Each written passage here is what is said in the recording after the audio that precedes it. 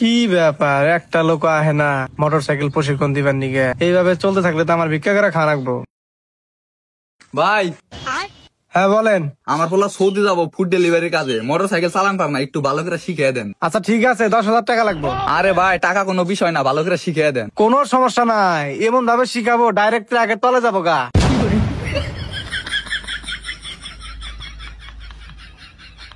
ট্রাকের তলে যাবো মানে? মানে বিষয়টা ওইরকম না, ট্রাকের আগে যাবো গা। আমি যেভাবে শিখাবো পুরো ভাবে একদম ঠিক আছে, স্পিডে চালাইতে পারবো। ও আচ্ছা, বুঝতে পারছি। গুড। এই ছেলে, তোমার নাম কি? রিপন। ওকে, আসো বাইকটা বের করি। তাহলে ভাই আমার খেতে একটু কাজ আছে তো, ওরে ভালো করে শিখান, আমি যাইগা। আচ্ছা ঠিক আছে, যান, আজকের মধ্যে পুরোটা বের হয়ে যাবো গা।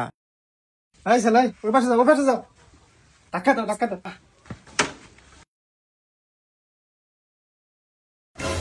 এই ছেলে, তুমি কি এর আগে কোনোদিন বাইক চালাইছো? না উস্তাদ, চালাই নাই। আচ্ছা ঠিক আছে, এদিকে আসো।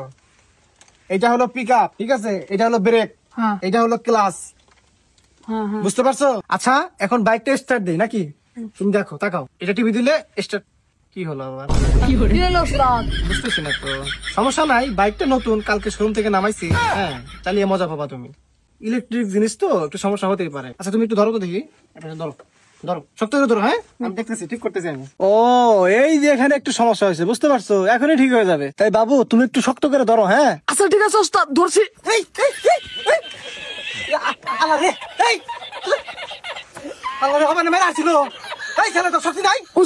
পিস লাগেছিল গা। তুই সামান্য গাড়ি ধরে রাখতে পারস না, গাড়ি চালান শিখবি কেমনে? উস্তাদ ভুল হয়েছে, আরে বাবু না। আচ্ছা ঠিক আছে, এবার এসো।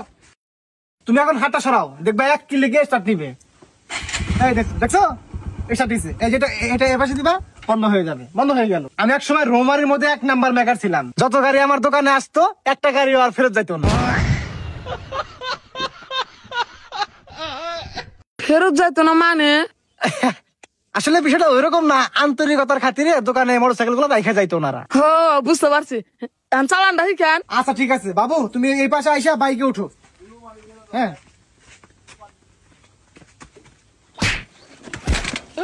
এই ফালতু ছেলে, দেখোস না?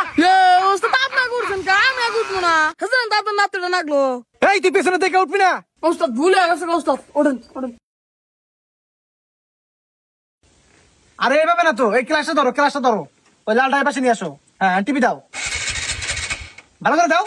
হ্যাঁ, শিখে গেছে তো, শিখে গেছে। এই ক্লাসটা আস্তে আস্তে ছাড়ো, গের ফেলাও আগে।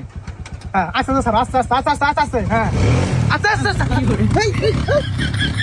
এই বিগত কোনো আস্তে। আরে আপনার গাড়ি নষ্ট, পিকআপ একলাই পারে। এই আস্তে। এই দেখো গাড়ি চালা দেখি, তো বল। আপনার গাড়ি নষ্ট কিভাবে করে? আমি শিক্ষিত মানুষ, নাহলে 2 মিনিটে গাড়ি চালা নিতাম। শুধু শিক্ষিত হলে গাড়ি চালানো শেখা যায় না, গাড়ি চালাতে হলে প্রতিভা লাগে। আমার সব প্রতিভা আছে। হ্যাঁ, আমি তো দেখেছি তোমার কি প্রতিভা আছে। গাড়িটা ভাঙার বুদ্ধি, কত কষ্ট করে জব্বারের বাচ্চা থেকে টিয়াচি করে গাড়িটা কিনছি। জব্বার আমার হসুর, আঙ্গা আব্বা আমার উপহার দিছে গাড়িটা। কি কর? তোমার হাতে কিছু জানা না গুনা, তুমি যেটা হিক পেরে যাও হেডা একো। হ্যাঁ, স্টার্ট দাও, এটা চাপে রাখো, স্টার্ট দাও। আস্তে। 2 hours later. রিপন, তুমি তো একবারে শিখে গেছো, পুরোটা বের হয়ে গেছো গা। হ্যাঁ হস্তাদ আমি তো আগে খেলাম যে আমার শিখতে বেশি দেরি লাগবো না। অবস্থা কি জানি হইলো। হ্যাঁ, দেই কি হয়েছে?